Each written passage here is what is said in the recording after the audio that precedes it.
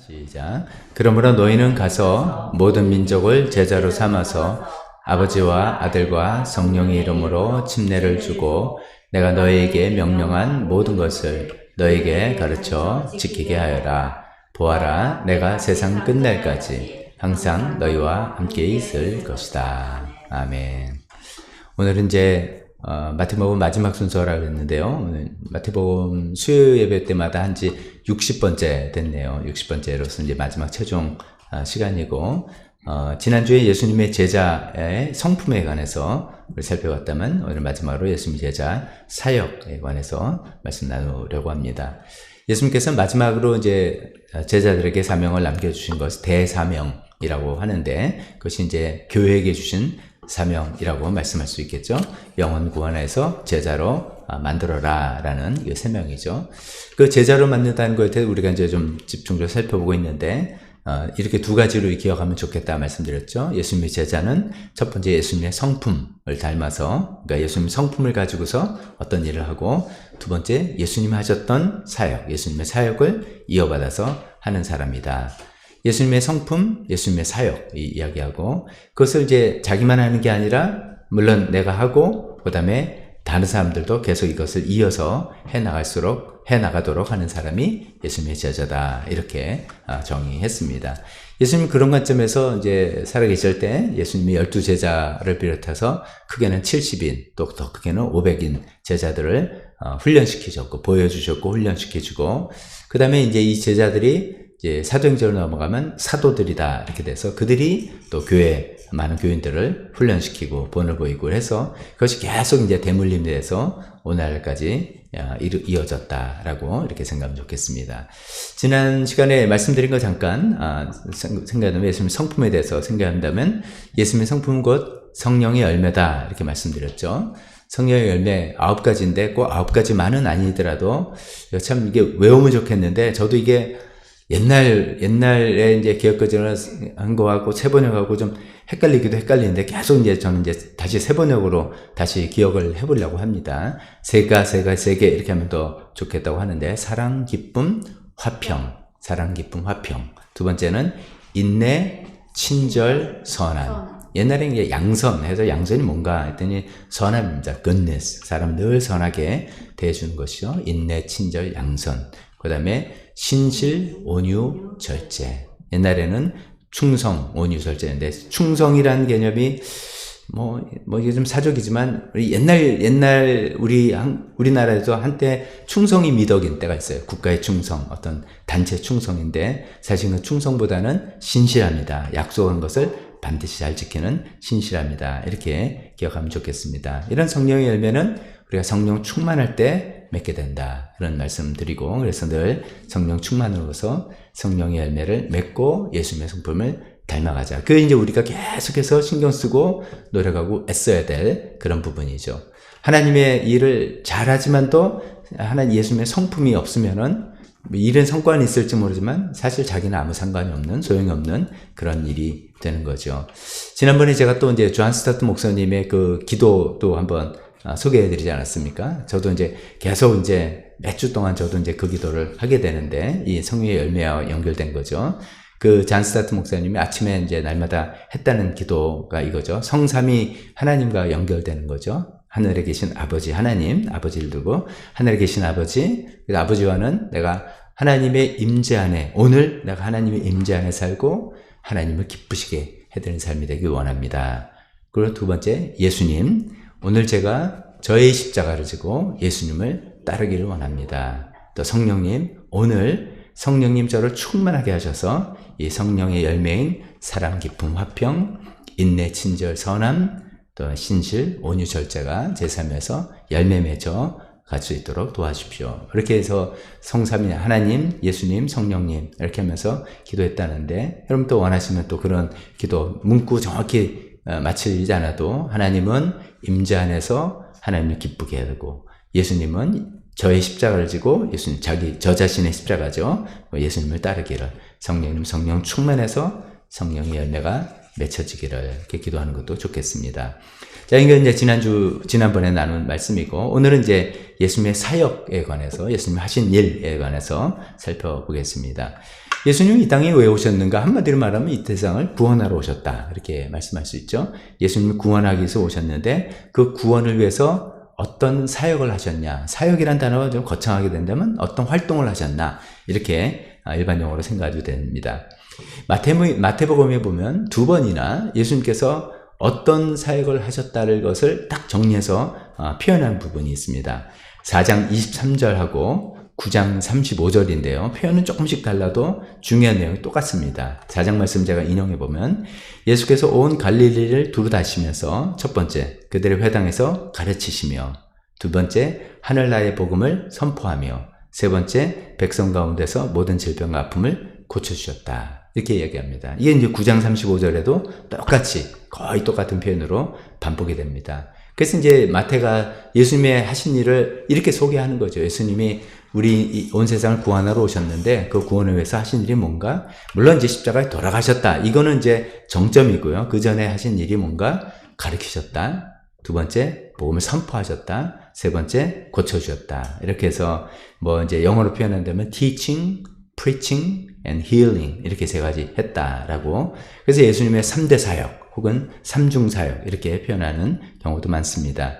예수님이 이 세 가지를 친히 하셨고 이 세 가지 사역을 하셨고 제자들에게도 너희가 이걸 해라 라면서 마태복음 10장에 보면 쌍쌍이 짝을 지어서 나가서 전도여행을 시키면서 이걸 너희가 해봐라 이런 이야기도 하셨죠. 그리고 이것이 이제 오늘날 우리에게도 우리가 이걸 하기를 기대하시고 이것을 또 대를 이어서 계속 이것이 교회 안에서 이루어지기를 바라시는 그런 내용이라고 생각해 볼 수 있겠습니다. 자, 그러면 이제 세 가지를 한번 예수님의 사역을 또 예수님이 하셨던 일, 제자들에게도 시키셨던 일, 우리가 해야 될 일, 앞으로도 계속해야 될 이런 일들을 한번 살펴보겠습니다. 첫 번째 이제 가르침이죠. teaching 이거죠. 뭐 우리가 가르침을 통해서 생각도 변하고 삶도 변하고 이런 것을 너무 잘 알아서 가르침이 반드시 필요하겠죠. 예수님께서 이제 어떻게 가르침을 하셨나 좀 생각해 보니까 예수님의 가르치는 장소와 대상을 한번 생각해 보면 우리가 보통 이제 오늘 현대사회에서는 가르침 하면은 벌써 이제 교실, 뭐 이런 이제 강의식, 뭐 이런 이제 그 좀 포멀한 세팅 이렇게 생각하는데 예수님은 그렇지 않으셨던 걸 볼 수 있습니다. 예수님은 어디서나 가르치셨어요. 물론 이제 오늘 본문에 보니까 회당에서 가르치셨다. 회당에서 예수님이 이제 말씀을 가르칠 기회를 얻어서 한 경우 많이 있죠. 그런 것도 있는데 또 보면 장소를 가리지 않았어요. 그 유명한 팔복의 말씀.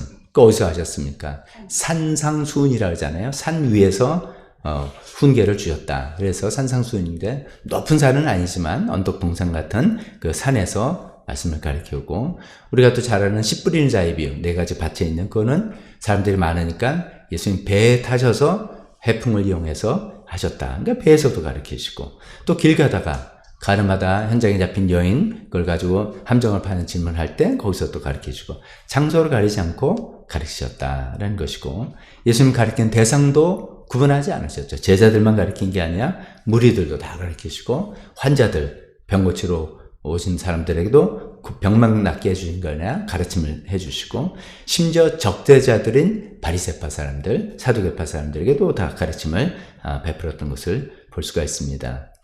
근데 예수님의 가르침은 이제 당시의 가르침하고 큰 차이가 있다고 이렇게 설명을 하고 있습니다. 특히 당시에는 이제 가르침의 주로 가르침을 배운 사람이 율법학자, 서기관이라고 표현한 율법학자, 바리새파 사람들 이렇게 이야기하는데 그 사람들과 다른 것을 이렇게 마태복음 23장 3절 4절에 설명하죠. 그들이 즉 예수님이 하신 말씀입니다. 제자들에게 그들 즉 율법학자들과 바리새파 사람을 지칭하면서 그들이 너에게 말하는 것은 무엇인지 다 행하고 지켜라.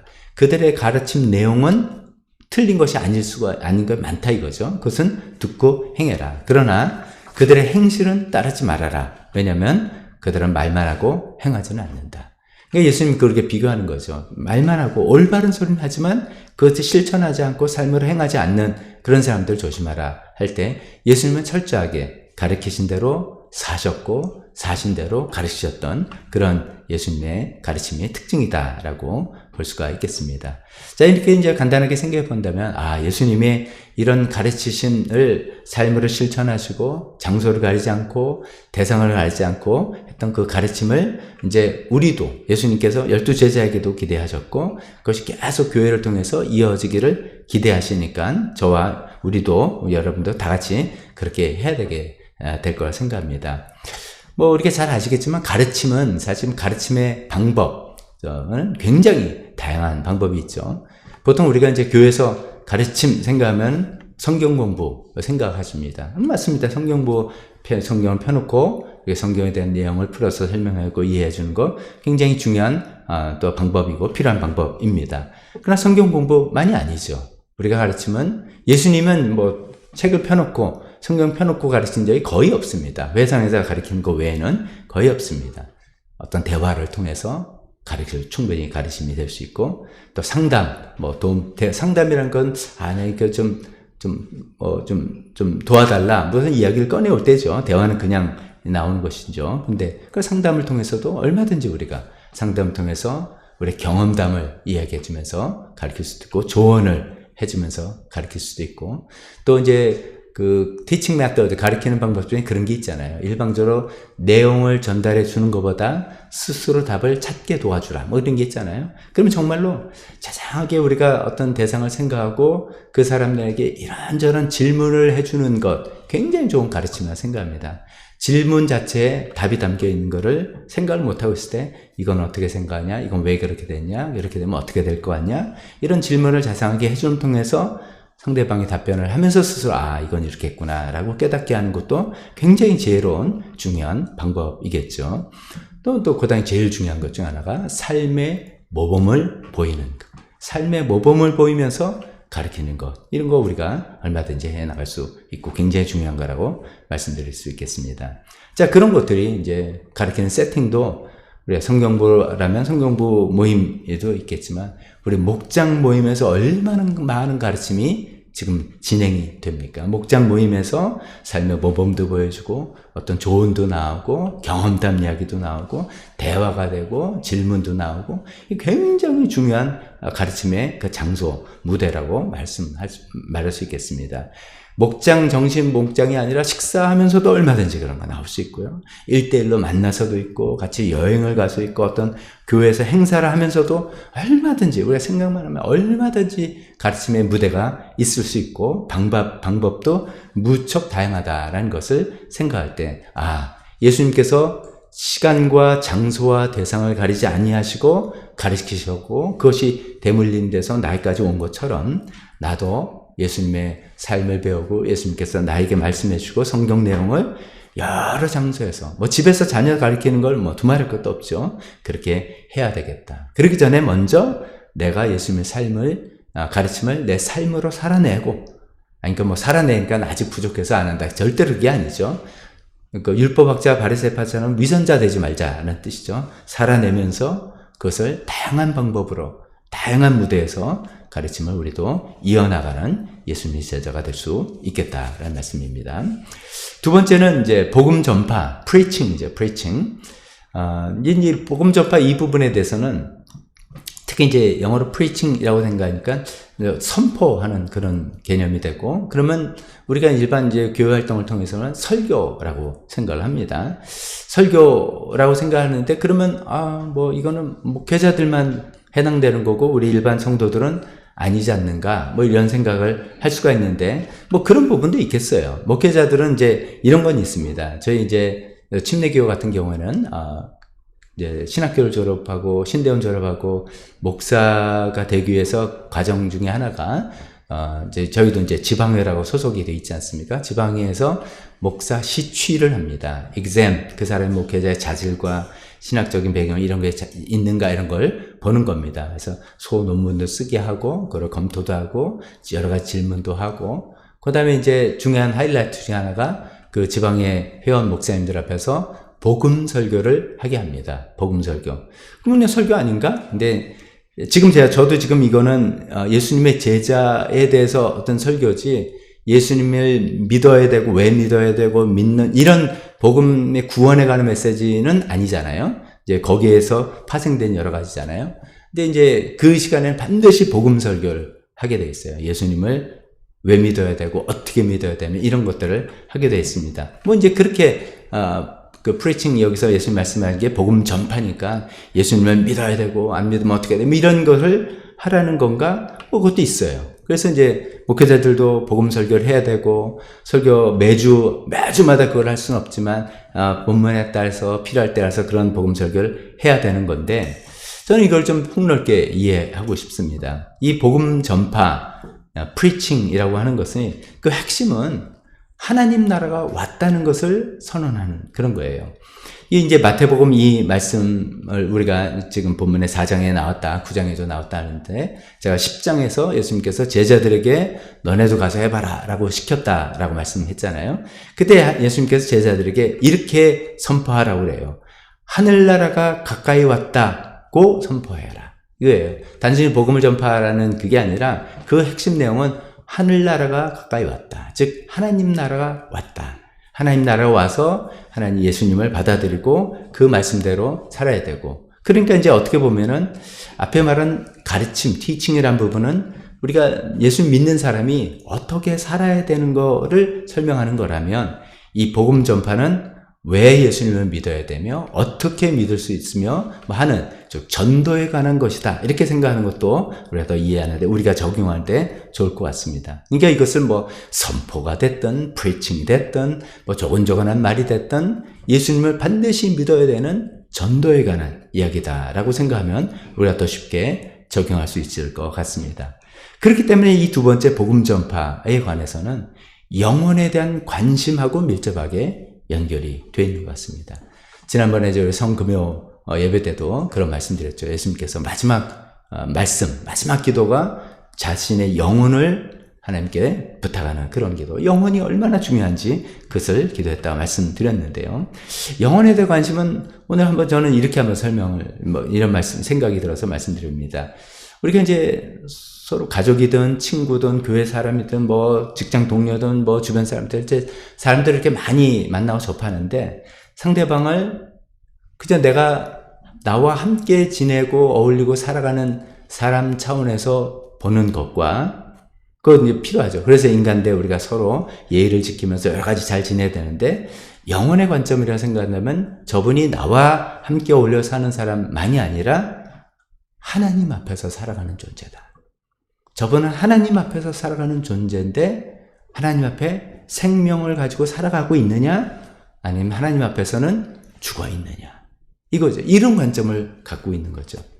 그냥 뭐 저 사람 성격이 참 좋고 나한테 잘해주고 사람이 뭐 이렇게 대하는 그런 인간관계의 차원이 아니라 저분은 하나님 앞에 서 있어야 될 뿐이고 하나님과 관계를 맺어야 될 뿐인데 하나님 앞에 지금 살아있는 관계를 맺고 있는지 아니면 하나님과는 지금 관계가 죽어 있는 관계. 이런 관점을 이를 우리가 갖고 있는 것이 영혼의 관심, 영혼에 관한 관심이다. 이렇게 한번 생각해봐도 좋을 것 같습니다. 그렇기 때문에 어쩌면 이제 가르침의 내용에서는 아까 이제 물론 예수님 믿은 사람이라는 전제도 있지만 우리 살아가면서 어떤 문제가 터졌을 때 그건 어떻게 믿음으로 어떻게 해결을 하고 뭐 이렇게 방법론을 제시하고 뭐 이런 것들 삶의 방식에 관한 이야기들이 된다면 이 복음 전파의 부분에서는 그 모든 것의 근원인 하나님을 알고 하나님 믿게 해주는 그 차이라는 것이죠. 그래서 정말 하나님과 관계를 맺고 예수님을 믿게 되고 구원을 받게 되고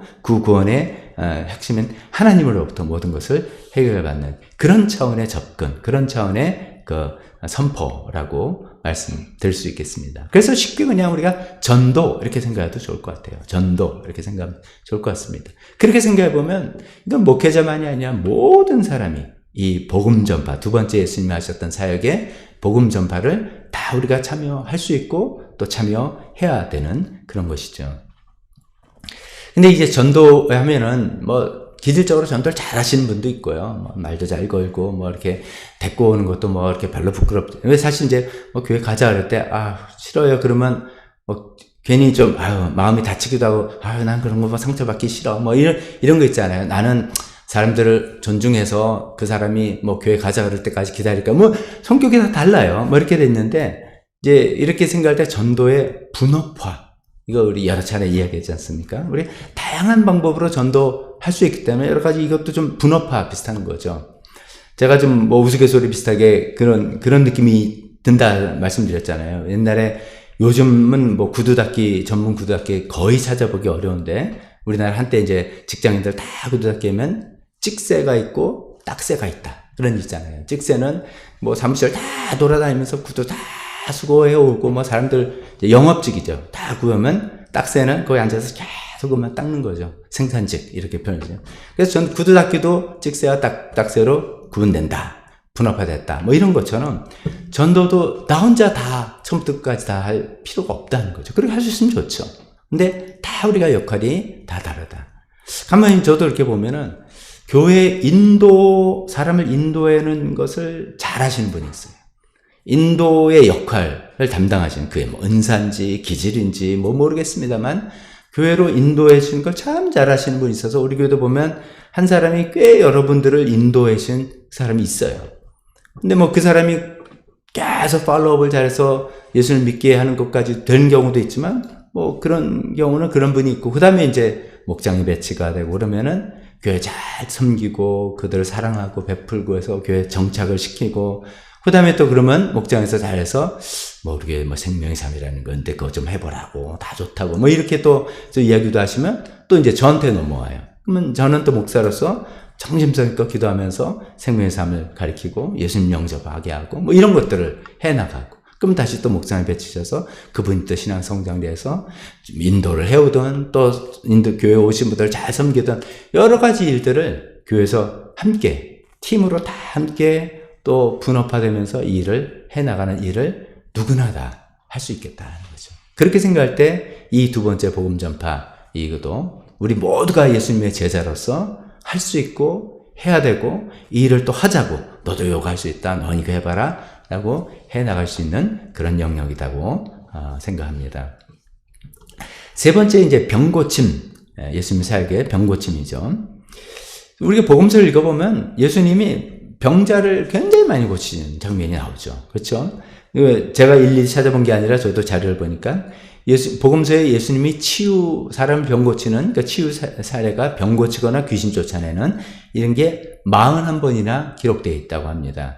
그리고 사복음서가 다 합치면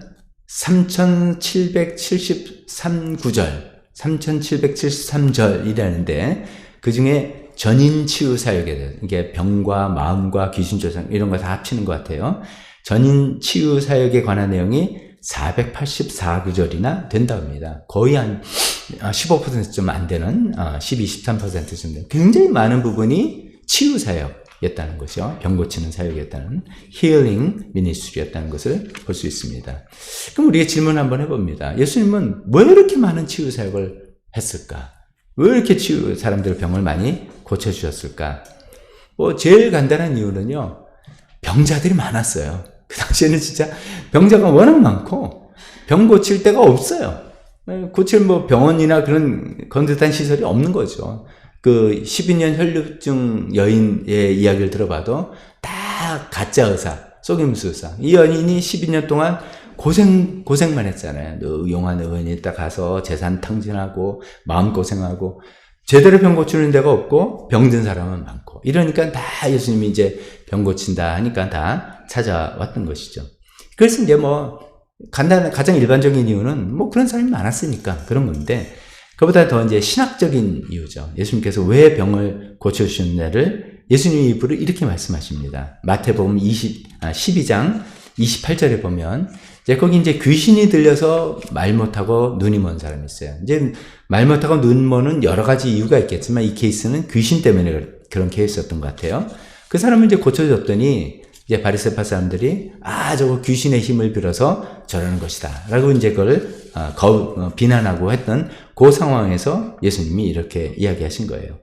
그러나 내가 이제 귀신의 힘이 아니다 라면 그 나라는 무너지지 않겠느냐라고 이야기하면서 그러나 내가 하나님의 영을 힘입어서 귀신을 쫓아내는 것이면 하나님 나라는 너에게 있다. 너에게 왔다. 이렇게 이야기하죠. 내가 하나님의 힘으로, 하나님 힘으로 병을 고쳐주고 있는 건데, 그 뜻은 뭐냐면, 하나님의 나라가 이미 왔다는 것을 확인할 수 있는 것이다. 예수님은 그런 것이죠. 하나님 나라가 이미 왔다는 것을 보여주려는 그런 목적으로 그렇게 많이 병을 고쳐주신 것입니다.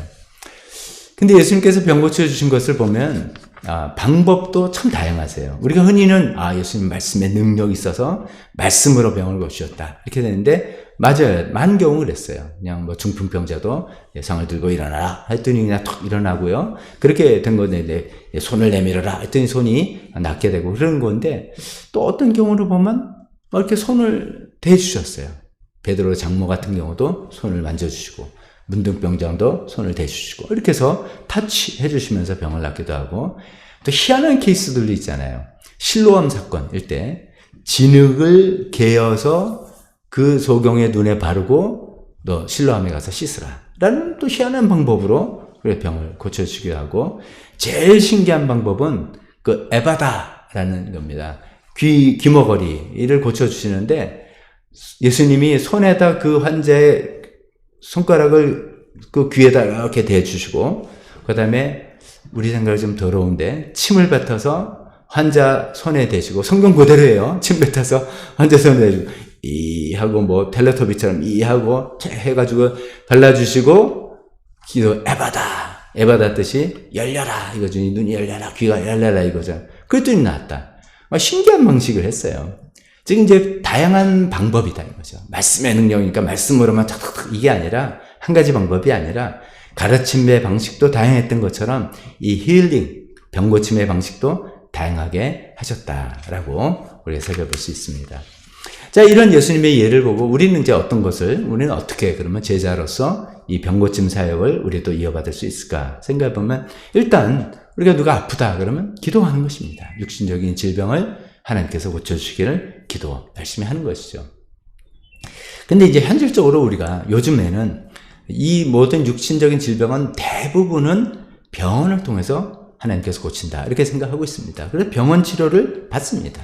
그러나 우리가 마음속에는 하나님은 필요 없고 의사하고 저주는, 이렇게 생각하는 건 크리스찬들의 자세가 아니죠. 하나님께서 의학도 다 발전시켜줬고 뭐 등등 하셔서, 하나님께서는 이제 많은 경우에는 의사와 병원의 치료를 통해서 하나님께서 치유하신다. 그냥 병원 간다고 다 낫는 게 아니지 않습니까? 이제 그런 믿음으로 우리가 기도도 하면서 병원 치료도 받고 이렇게 하죠. 근데 또 요즘은 이제 반면에 그 마음의 병이라고 할 수 있는 마음의 치료, 어떤 힐링을 받아야 되는, 이게 정신건강이랄까 관계 어려움이랄까 이런 부분들이 점점, 특히 우리나라 사회를 땡기면 점점 많아지는 것 같아요. 이제 선진국가 될수록 다 이게 양상이 이렇게 된다고 하잖아요. 육신질병은 건강관리도 잘하고 예방도 잘하고 뭐 잘 돼서 좀 여전히 있기는 있지만 그 얘가 좀 줄어들면 줄어드는데, 이 마음의 병은, 마음의 어려움들은 점점 많아지고 또 필요가 있는 것이죠. 그래서 부부관계, 부모와 자식 관계, 직장에서 관계, 사회생활의 관계, 요즘 뭐 서로를 좀 믿기 어려워서 좀 사회적으로 활동하는 것도 굉장히 어려움을 많이 갖기잖아요. 그런 정신적인 문제, 관계적인 문제, 이런 것들의 필요는 굉장히 많이 더 생긴 것 같습니다. 물론 이런 부분도 정신건강의학의 도움을 많이 받아야 되고, 또 그런 도움도 점점 더 보편화되는 것도 사실입니다만, 이런 부분들이 꼭 이렇게 병원 치료를 받지 않아도 되는 그런 경우들도 많이 있는데, 이런 부분에 대해서는 우리가 좀 이 힐링 부분을 더 우리가 적극적으로 할 수 있는 부분이 있지 않는가, 저는 그렇게 한번 생각해 봅니다. 그렇게 본다면 이 힐링, 병의 치료, 병 고침이지만 여기서 이제 힐링이라고 우리가 생각한다면 또 방법도 얼마나 다양하냐 이거죠. 우리가 할 수 있는 방법은, 첫 번째로는 중보기도 해주는 거죠. 어떤 분을 위해서 사연을 알고 마음 깊이 중보기도 해주는 것. 또 성경 말씀으로 위로해주고 그 말씀 보내주는 것도 있고 그런 것도 있죠. 같이 예배 드리자, 찬양 같이 하자고 권면해서 같이 가서 같이 예배 드리고 같이 찬양도 하고 하는 것들을 돕는 그런 방식으로 힐링의 방식도 있을 것입니다. 또 이런 것도 있겠죠. 함께 있어주는 것, 함께 있어주는 것. 그 정말 마음으로 힘들고 어려운 분과 대화를 하면서 어떤 때는 함께 막 울어주기도 하고 또 함께 막 웃어주기도 하고, 그래서 내가 혼자가 아니라는 그 마음에 성령님이 나의 그 함께 있음을 통해서 일하시는 것을 함께 있어주고, 또 시간 보내주기 제가 말씀은 특별한 목적 없이입니다. 뭐 만나서 뭐 중요한 상담을 하고 뭐를 뭐 이게 아니라 그냥 같이 있어주는 이런 것들 굉장히 중요한 힐링의 방법이라고 우리가 알고 있죠. 또 더 중요한 거는 정기적인 모임에 소속되게 해주는 거죠. 그래서 또 목장이 그렇게 중요한 것 같습니다. 내가 이 교회에 나와서 한 목장에 소속돼서 나는 소속감이 딱 생기고, 내가 소속되어 있는 그 목장 안에서 따뜻함을 느끼고, 그런 것들이 우리 마음을 힐링해 주는데, 고쳐주는데 굉장히 중요한 부분들 있다. 성령님께서 그렇게 역사해 주신 거죠. 우리가 또 이미 다 경험하지 않겠습니까? 또 그런 방법을 통해서 더한다면 위로해 주기. 따뜻한 말로 위로해 주고, 또 어떤 경우는 뭐 음식을 해줄 때, 누가 날 위해서 어떤 요리를 해줬을 때 굉장한 감동과 위로가 되죠. 또 요리가 아니더라도 뭐 나가서 맛있는 거 사줄 때, 그럴 때도 그렇죠. 또 선물을 주거나 아니면 뭐 타치 이런 것들이 적절하게 될 때, 이럴 때도 정말 감동이 되고 위로가 되고 이렇게 되는 거죠. 한 가지만 더, 우리가 다 아는 방법들입니다. 제 말씀의 취지는 이렇게 우리가 이미 알고 있는 방법들인데, 이런 걸로써 우리는 병고침 힐링의 미니스트리를 예수님이 본받아서 계속 우리가 해나가고 앞으로도 하자, 이런 취지입니다. 한 가지만 더 설명드린다면, 아마 이제 굉장히 제가 좋아하고 좋아했던 영화인데 여러분들 다 좋아하실 영화 같아요. 그 Good Will Hunting이라는 영화 있잖아요. 맷 데이먼 그 배우가 처음으로 나와서 라빈 윌리엄스하고 나온, 아주 수학의 천재인데 어릴 때 환경이 불우해가지고 마음이 굉장히 많이 삐뚤어졌죠. 거기 중요한 내용 중에 하나가 맷 데이먼이 연기하는 윌이라는 친구가 수학의 천재인데 파양을 3번 당했다. 그거 나와요. 파양이라는 게 잘 아시다시피 입양, 고아로 이제 퍼스트 그냥 고아원 같은 게 있다가 입양이 돼서 갔다가 거기서 입양 쫓겨난 거잖아요. 파양했잖아요. 그 과정에서 이제 이 어린 소녀는 뭐 매맞기도 하고 버려지고. 그러니까 자기는 사람들이 버려진 사람이란 그 깊은 정체성이 있는 거죠. 그래서 머리는 수학은 천재지만 자기 삶을 마구 이제 헛되게 살고 거칠게 살고, 사랑하는 여자가 있어도 어떤 관계 이상으로 들어가지 못하고 버림받을까봐 두려움 때문에 그런 것이죠. 근데 거기 이제 그 영화에서 제일 이제 하이라이트가 되는 부분이 라빈 윌리엄스가 연기했던 그 상담자가 쭉 관계를 맺고 난 다음에 나중에 그 얘기를 하잖아요. 이건 너의 잘못이 아니야. It's not your fault. 이런 얘기를 하면서 이제 윌의 마음을, 그 인생을 진정으로 이해해 주는 거죠. 처음에는 뭐 It's not your fault, I know 하면서 뭐 그냥 대수롭게 하는데 계속해서 It's not your fault. 이게 너의 잘못이 아니야. 너의 잘못. 특히 네가 파양당하면서 사람들을 버림받고 배신당하고 이런 것들을 네가 잘못해서 그런 것이 아니다는 얘기를 계속 강조해 줄 때, 거기서 이제 막 울음이 터지고 힐링이 시작되는 그런 영화이지 않습니까? 그러니까 누가 세상에 내 심정을 100% 이해해 주는 사람은 없겠죠만은, 우리가 서로 한 사람을 깊이 이해하고 알아가면서 그 사람 마음속 안에 들어가 보고, 그래서 그 사람을 이해해 줄 때, 누군가 하나님이 날 이해한다는 건 우리가 다 이론적으로 아는데, 어떤 사람이 내 마음을 이해해 준다고 할 때, 정말 하나님이 내 마음을 아시는구나, 그리고 우리가 느끼게 되고, 그럴 때 힐링이 시작되는 그런 것 아니겠습니까? 이런 여러 가지 다양한, 우리가 잘 도움을 받기도 하고 도와주기도 하고 활용하기도 하는 이런 다양한 방법으로 힐링, 이것을 계속해서 해 나가자는 것입니다. 말씀을 정리해 봅니다.